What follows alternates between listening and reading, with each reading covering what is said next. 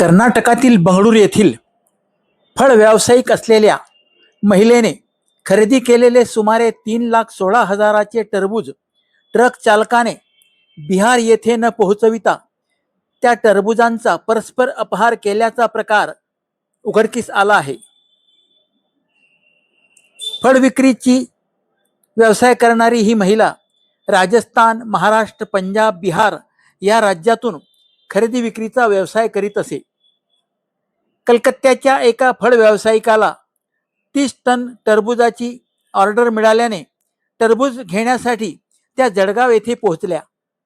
जळगाव येथील एका ओळखीच्या इसमासोबत त्या छत्रपती संभाजीनगरमधील जामठी येथील एका शेतकऱ्याकडे टरबूज पाहण्यासाठी गेल्या.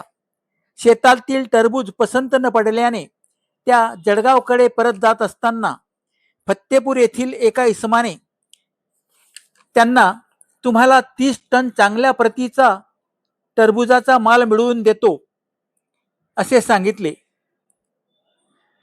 तुम्ही शेतकऱ्याला 15.5 रुपये प्रति किलोचा भाव द्या, मला 1 किलो प्रति रुपये याप्रमाणे कमिशन द्या अशी अट घातली. आम्हाला तो माल पसंत पडला तर आम्ही घेऊ असे सांगून त्या टरबूज पाहण्यासाठी गोदरी तालुका जामनेर येथील एका शेतकऱ्याच्या शेतात पोहोचल्या. गोदरी येथील त्या शेतकऱ्याच्या शेतातील टरबूज पसंत पडल्याने त्यांनी 21 टन टरबूज खरेदी केले.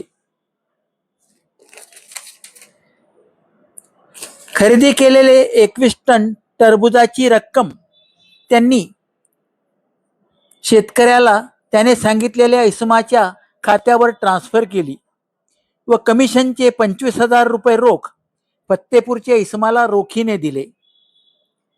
खरेदी केलेला 21 टन टरबुजाचा माल बिहारमध्ये पाठवण्यासाठी सिल्लोड भोकरदन येथील एका ट्रान्सपोर्ट व्यावसायिकाचा ट्रक निवडण्यात आला. या ट्रकमध्ये 21 टन टरबूज भरून बिहारकडे पाठवण्यासाठी त्यांनी चालकाकडे सोपविला. मात्र चालकाने टरबूज काही त्या बिहारकडे पोहोचविले नाही. वारंवार त्याच्याशी संपर्क साधून सुद्धा संपर्क होत नसल्याने आपली फसवणूक झाल्याचे लक्षात आल्याने बंगळूर येथील महिलेने फत्तेपूर पोलीस ठाण्यात ट्रान्सपोर्ट मालक व ट्रक चालक या दोघांविरुद्ध तक्रार दिली असून फत्तेपूर पोलिसांनी गुन्हा दाखल केला आहे. या घटनेने फत्तेपूर परिसरात मोठी खळबळ उडाली आहे.